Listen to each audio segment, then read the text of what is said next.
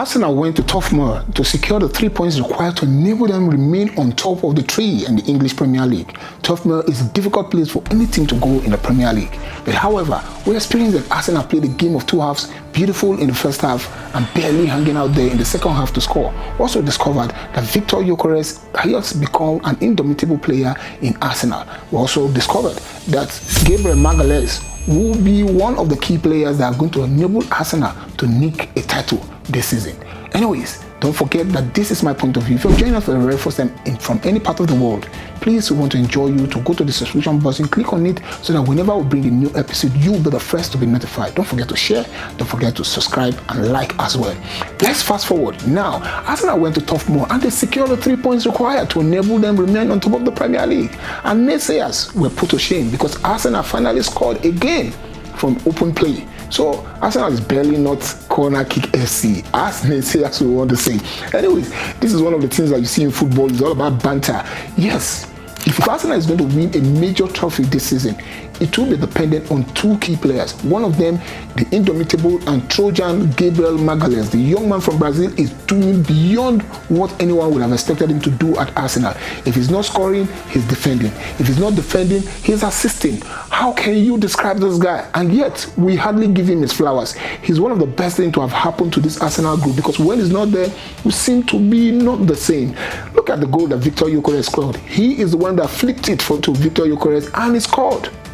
And the other thing is that we also discovered that Victor Gyökeres might not be banging in the goals every weekend, but the thing is that he's formidable from his hold-up play and it takes off a lot of attention from other players and remove the pressure from Arsenal team. We saw that after the first half, when he was substituted in the second half, that Arsenal were barely hanging on the thread to hold on to the lead against Burnley. And so Victor Gyökeres, Gabriel Magalhaes are two cognitive players that are going to take Arsenal to the next level. Now, fast track. We also saw that Arsenal is going to be more formidable in the coming weeks, especially when we hear the news from the gaffer himself that Gabriel Jesus, Kai Havertz, Odegaard, and Madueke are already in the frenzy of getting started in the next 1 week. How can you describe how formidable the squad depth of Arsenal is this season? So that is a plus for us, and this is what we've been crying for. To all the Cronkies, for them to do something that will really make us title contenders and ambitious as a club.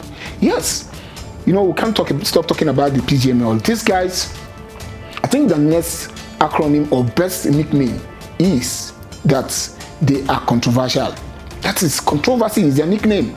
Because how can you describe the match between United and Nottingham Forest? The ball that Savano held on the line, a circumference of the ball was still on the line. And the referee said it's a corner kick. That set piece led to a goal that Nottingham Forest conceded.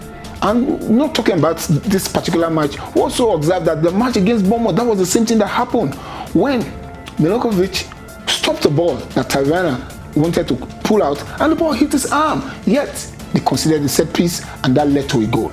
Now backtrack. Arsenal versus Newcastle. You remember that ball by Joe Willock, that the entire part of the ball left the line was just over. That should have been a spot kick. I mean, it should have been a goal kick for Arsenal. Yet the VAR said they failed to apply the second line on the second camera, whatever they describe it as, and apologize.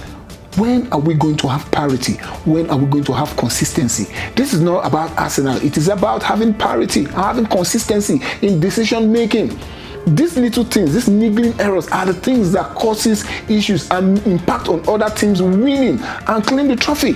Because you can't continue to do these errors every week. They are marginal errors, and common sense can just help you to adjust. Also saw that one of the goals that Nottingham Forest scored, there was a foul in the build-up. But yet, United considered it. But that takes me back to when United played against Brighton. And we saw a Luke Shaw tugging a Jorginho. Tugged him, pushed him, pulled his shirt. The referee just okayed it and allowed it go.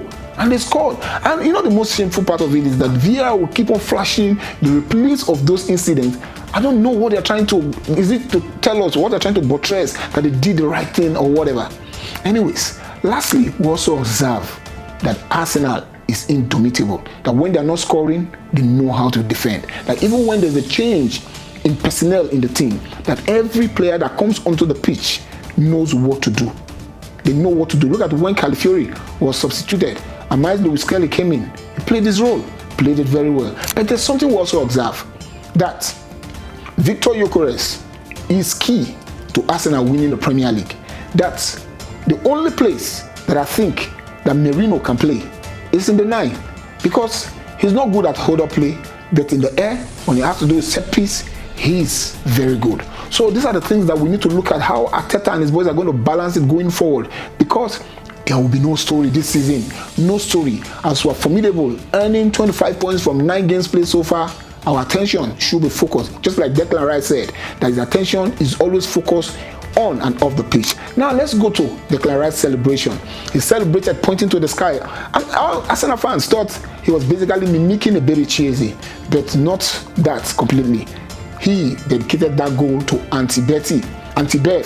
Auntie Bev happened to be his aunt that followed him all through wherever he's going to play a match, always traveling with the mom, and supported him. And he said, I love her to death. And so when he pointed to the sky, he said in his Instagram handle, he said, I know you'll be watching. This is dedicated to you. I want to use the opportunity here from my point of view to say, may a gentle soul continue to rest in perfect peace. Until I come your way again, don't forget that this is my point of view. Follow us on all our social media handles, because together we're going to do greater things.